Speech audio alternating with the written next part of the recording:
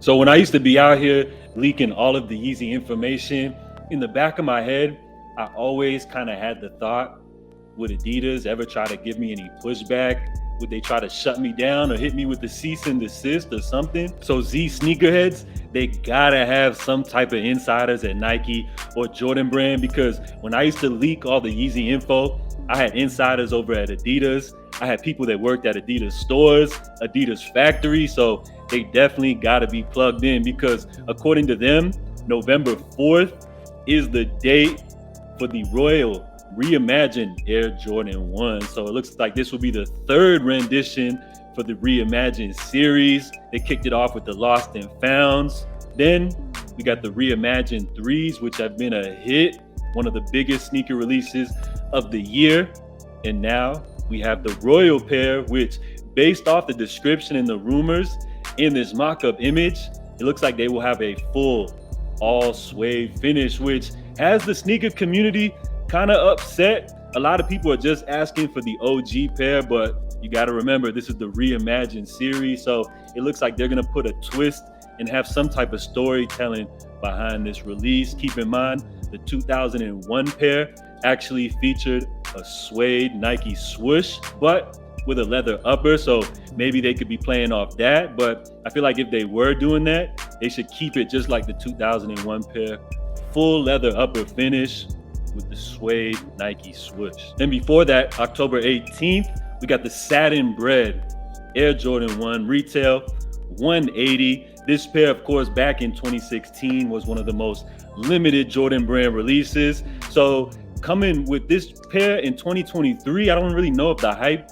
will be the same. Of course, the 2016 pair definitely had a lot of hype due to its limited availability, high resale prices, but given if this pair is more readily available, I'm not sure if people will be feeling them as much as the original pair. And as far as OG sneakerheads go, we haven't had this pair since 2009. I'm talking the Jordan 12 Cherry, which is an OG colorway for the Jordan 12. These joints are scheduled to drop coming up November 25th for a retail of $210. Now, when it comes to the Jordan 12, I got a special history behind this specific pair, because back in 97, when the OG pair released, this was actually my first pair of Air Jordans, so it has a special place in my heart.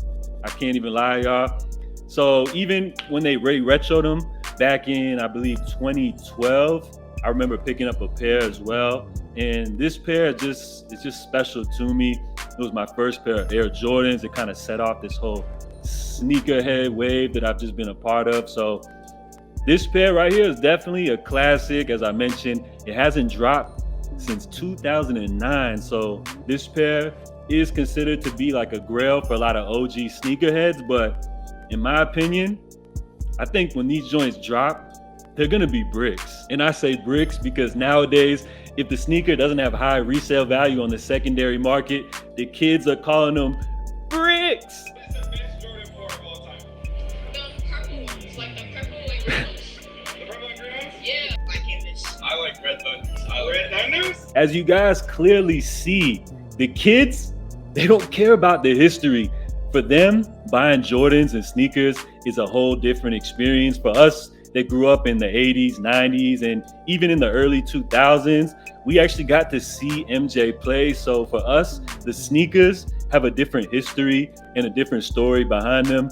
For the new kids, they really just get the hype from the cool colorways that they see, from the resale value that they see from these particular different releases on the secondary market. And they're also influenced by their older siblings, their parents, their uncles, their aunts.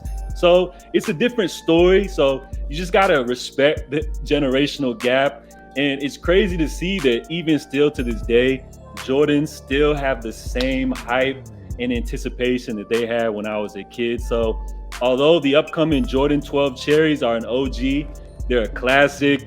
For the kids nowadays, this sneaker really has no history for them. So I see this pair as being a brick, as the Jordan 12s really don't have any hype. It's more so the Jordan 4s, the Jordan 1s, and all of the hyped up collaborations. So although this pair is a classic and an OG, and a lot of sneakerheads will be looking forward to this pair, I see this as being readily available, especially if this is a wider GR release. So let me know what you guys think.